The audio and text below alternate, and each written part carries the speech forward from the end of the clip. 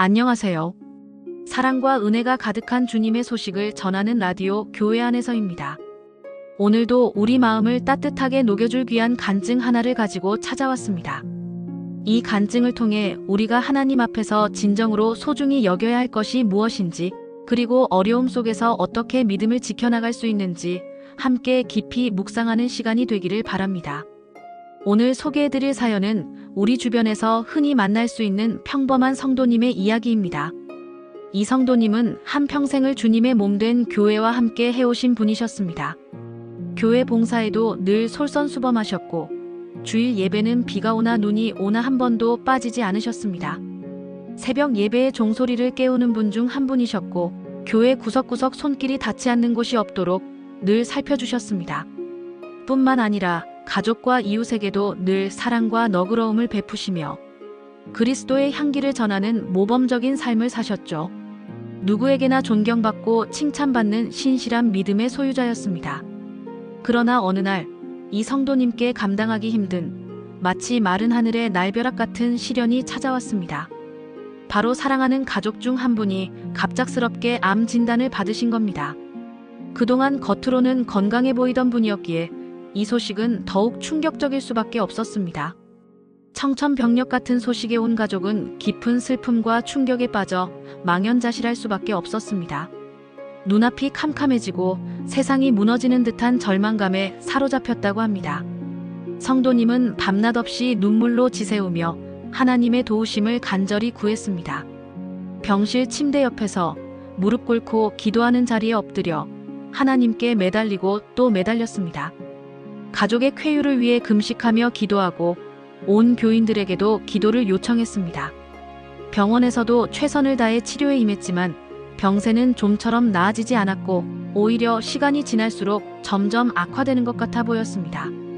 매일매일 이어지는 항암 치료와 검사, 그리고 그 과정에서 겪어야 하는 육체적 고통은 물론 가족들의 마음고생 또한 이루 말할 수 없었습니다. 절망의 늪에서 헤어나오지 못하던 어느 날 성도님은 너무나 충격적이고 믿기 힘든 말을 듣게 됩니다. 바로 교회 안에서 누군가가 이런 이야기를 공공연하게 하고 다닌다는 것이었습니다. 그 집사님이 이번에 큰 헌금을 하지 않아서 하나님이 벌을 주신 거야. 아무개 집사님 가족이 왜 저런 고통을 당하는지 알아? 하나님께 드려야 할 것을 아끼고 다른 데 쓰다가 이런 병이 생긴 거라고. 처음에는 그저 사람들의 시기 어린 헛소문이겠거니 또는 신앙이 부족한 사람들의 무책임한 발언이겠거니 대수롭지 않게 넘기려 했습니다. 그런 말들이 들려올 때마다 설마 하나님이 그런 분이실 리가 없지 하며 애써 마음을 다잡으셨습니다. 하지만 시간이 흐를수록 마치 꼬리에 꼬리를 물듯이 들려오는 이야기들은 성도님의 마음을 갈기갈기 찢어놓는 것 같았습니다. 안 그래도 사랑하는 가족의 병세 때문에 몸과 마음이 극도로 지쳐가는 상황에서 이런 확인되지 않은 소문과 비난까지 더해지니 성도님은 더 이상 견디기 힘들 정도로 큰 고통을 느끼셨다고 합니다. 내가 정말 하나님께 큰 죄를 지은 것인가? 혹시 11조를 소홀히 했거나 하나님께 드려야 할 것을 인색하게 여긴 적이 있었던가? 그래서 하나님께서 우리 가족에게 이런 벌을 내리시는 것인가? 하는 죄책감과 깊은 의심이 마치 거대한 파도처럼 성도님의 마음속 깊이 파고들어 오랜 시간 쌓아왔던 믿음의 탑을 흔들기 시작했습니다. 이런 상황 속에서 성도님은 그야말로 고통스러운 지옥 같은 날들을 보내셨습니다. 매일 밤 눈물로 베개를 적시며 하나님께 하소연하고 왜 저에게 이런 시련을 주십니까? 라고 울부짖었습니다. 동시에 사람들의 차가운 시선과 무심한 비난, 그리고 웅성거리는 소리들에 너무나 힘들어하셨습니다. 나는 지금까지 하나님을 위해 헌신하며 살아왔다고 생각했는데 왜 이런 비난을 받아야 하는가 하는 억울함과 배신감마저 들었다고 합니다. 평생을 교회와 함께하며 신앙심이 깊었던 분이었지만 이때만큼은 모든 것을 포기하고 싶을 만큼 절망적인 감정에 사로잡히셨다고 합니다. 매일 아침 눈을 뜨는 것이 고통스러웠고 교회를 향하던 발걸음조차 무겁게 느껴졌습니다. 내가 믿는 하나님은 과연 어떤 분이신가? 정말 물질적인 헌금의 액수로 사람을 판단하고 그 대가로 불행이나 병을 내리시는 무서운 분이신가? 하는 의문이 끊임없이 머릿속을 맴돌며 성도님의 영혼을 괴롭혔습니다. 주님의 사랑과 은혜를 확신하던 마음이 흔들리고 사탄의 유혹이 마치 달콤한 속삭임처럼 다가와 이 모든 것을 포기하라고 부추기는 듯했다고 성도님은 당시의 처절한 심정을 고백하셨습니다. 그러던 어느 날 성도님은 오랜 고뇌 끝에 다시 성경 말씀을 펼쳤습니다. 그동안 너무나 힘들고 지쳐 말씀조차 제대로 읽지 못했지만 다시금 말씀 안에서 위로를 찾고자 하는 간절한 마음으로 성경을 들었다고 합니다. 그리고 우연히 하나님의 놀라운 섭리 가운데 성도님은 잠언 3장 5절에서 6절 말씀을 묵상하다가 한 구절에서 큰 위로와 함께 깊은 깨달음을 얻게 됩니다. 잠언 3장 5절에서 6절 말씀입니다. 너는 마음을 다하여 여호와를 신뢰하고 내 명철을 의지하지 말라. 너는 범사의 그를 인정하라. 그리하면 내 길을 지도하시리라. 이 말씀을 읽는 순간 마치 깜깜한 터널 끝에서 밝은 빛이 비쳐 들어오는 것처럼 성도님의 마음에 깊은 울림과 함께 큰 평안이 찾아왔습니다. 그동안 사람들의 말에 일희일비하며 자신의 좁은 생각과 연약한 명철에 갇혀 있었던 자신을 돌아보게 되었습니다. 내가 지금까지 너무 내 생각과 사람들의 말에 갇혀 있었구나.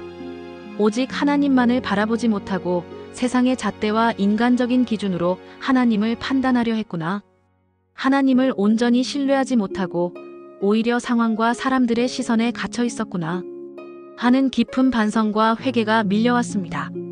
동시에 이 모든 고난 속에서도 하나님께서는 나를 놓지 않으시고 말씀으로 찾아와 위로하시며 바른 길로 인도하고 계신다는 것을 깨달았습니다. 성도님은 이 말씀을 붙잡고 다시 한번 하나님께 간절히 매달렸습니다. 더 이상 사람들의 말에 귀 기울이지 않고 오직 주님 말씀만을 붙들기로 결단했습니다.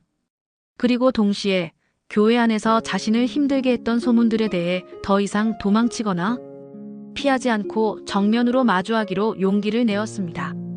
성도님은 담임 목사님을 찾아가 그동안 겪었던 모든 어려움과 마음의 상처, 그리고 사람들의 이야기들로 인해 흔들렸던 믿음까지 솔직하게 모두 털어놓았습니다. 목사님은 성도님의 이야기를 눈물을 흘리며 진심으로 경청해 주셨고 따뜻한 위로와 격려의 말씀을 아끼지 않으셨습니다. 목사님은 성도님의 손을 굳게 잡으며 이렇게 말씀해 주셨습니다. 집사님, 하나님은 결코 헌금에 많고 적음으로 사람을 판단하고 심판하시는 분이 아닙니다. 이 세상의 어떤 물질적인 것으로도 하나님의 사랑을 사고 팔 수 없습니다. 하나님은 우리의 중심을 보시고 우리가 드리는 마음의 태도를 중요하게 여기십니다. 예수님께서도 마가복음 12장 41절에서 44절에 나오는 가난한 과부의 헌금 이야기를 통해 바리새인들의 형식적이고 외식적인 큰 헌금보다 자신의 모든 소유를 드린 가난한 과부의 2렙돈을 더욱 귀하게 여기셨습니다. 이사야 1장 11절에도 분명하게 말씀하시기를 너희의 무수한 재물이 내게 무엇이 유익하뇨? 나는 순양의 번제와 살찐 짐승의 기름에 배불렀고 나는 수송아지나 어린 양이나 수렴소의 피를 기뻐하지 아니하노라고 말씀하십니다. 하나님께서 진정으로 원하시는 것은 우리의 재물이 아니라 우리의 진실한 믿음과 온전한 사랑, 그리고 순종하는 마음입니다. 지금 집사님을 힘들게 하는 소문들은 하나님의 뜻이 아닙니다. 오히려 마귀가 우리를 넘어뜨리려 하는 교묘한 시험이자 유혹입니다. 이럴 때일수록 우리는 더욱 하나님을 신뢰하고 변함없는 하나님의 말씀 안에서 굳건히 서야 합니다. 하나님은 결코 집사님을 버리지 않으셨고 지금도 여전히 사랑하고 계십니다. 목사님의 말씀은 마치 광야를 헤매던 자에게 시원한 생수와 같았고 어둠 속에 갇혀있던 자에게 비추는 빛과 같았습니다. 그동안 성도님의 마음을 짓누르던 무거운 짐이 마치 눈 녹듯 사라지는 것을 느꼈습니다. 그리고 그 순간 성도님은 마치 환청처럼 들려오는 듯한 하나님의 음성을 듣는 듯한 깊은 감동을 받았다고 합니다. 사랑하는 내 딸아, 너는 이미 나에게 너무나 소중한 존재란다. 이 세상의 어떤 물질이나 세상의 잣대로도 너의 가치를 매길 수 없단다. 너의 헌신과 사랑을 나는 이미 다 알고 있으며 내가 너와 내 가족을 얼마나 깊이 사랑하고 있는지 결코 잊지 말아라. 두려워하지 말고 사람들의 말에 흔들리지 말고 오직 나를 신뢰하며 굳건히 나아가거라. 너의 모든 고통과 눈물을 내가 이미 알고 있단다. 이후 성도님은 더 이상 사람들의 말이나 세상의 시선에 흔들리지 않았습니다. 오히려 그 모든 상황을 주관하시는 하나님께 맡기고 오직 주님만을 의지하기로 굳게 결단했습니다. 매일 병원에서 사랑하는 가족을 돌보면서도 성경 말씀을 꾸준히 읽고 묵상하며 뜨겁게 기도하는 것을 단 한순간도 멈추지 않았습니다. 놀랍게도 성도님의 가족은 의사도 깜짝 놀랄 만큼 빠르게 회복되기 시작했습니다. 처음에 의료진은 가망이 없다고까지 말했지만 성도님의 가족은 기적적으로 병세가 호전되었고 마침내 완치 판정을 받게 되었습니다. 의료진은 이 모든 과정을 기적이라고 표현할 정도로 회복 속도가 빠르고 경과가 좋았다고 합니다. 물론 쉽지 않은 시간이었고 육체적, 정신적으로 너무나 고통스러운 나날들이었지만 이 모든 고난과 역경의 과정을 통해 성도님은 믿음이 더욱 깊어지고 단단해졌다고 고백하셨습니다. 그리고 이제는 교회 안에서 상처받고 힘들어하는 다른 성도들을 위로하고 격려하는 귀한 사역자로 살아가고 계신다고 합니다. 사랑하는 은혜 라디오 청취자 여러분, 오늘 사연 어떠셨나요? 우리는 살아가면서 수많은 어려움과 시험에 부딪히게 됩니다. 때로는 믿음 안에서조차 같은 믿음을 가진 사람들의 오해나 잘못된 판단 또는 무심코 던진 말 한마디로 인해 깊은 상처를 받고 힘들어할 때도 있습니다. 그러나 오늘 사연 속 성도님처럼 우리가 진정으로 의지해야 할 분은 오직 살아계신 하나님 한 분뿐이라는 것을 다시 한번 깊이 깨닫게 됩니다. 하나님은 우리의 겉모습이나 가지고 있는 소유, 물질적인 헌금의 양을 보시는 분이 아니라 우리의 마음 중심과 진실한 믿음을 보시는 분이십니다.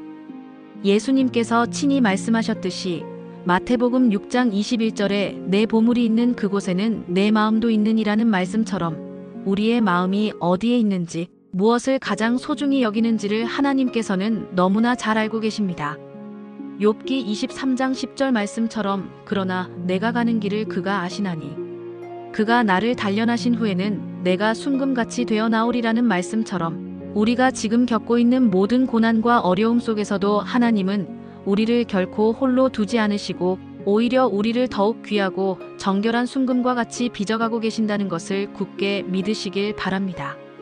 주님은 우리의 모든 고통을 아시고 우리의 눈물을 닦아주시는 사랑의 하나님이십니다. 혹시 지금 삶의 무게에 짓눌려 있거나 믿음 안에서조차 사람들의 비난이나 오해로 인해 상처받아 힘들어하고 계신 분이 있다면 부디 낙심하지 마시고 주님께 모든 것을 맡기세요. 우리의 연약함을 아시고 우리를 온전히 이해하시는 주님께서는 분명히 선하고 의로운 길로 우리를 인도하실 것입니다. 이사야 41장 10절의 말씀처럼 두려워하지 말라. 내가 너와 함께 함이라. 놀라지 말라. 나는 내 하나님이 됨이라. 내가 너를 굳세게 하리라.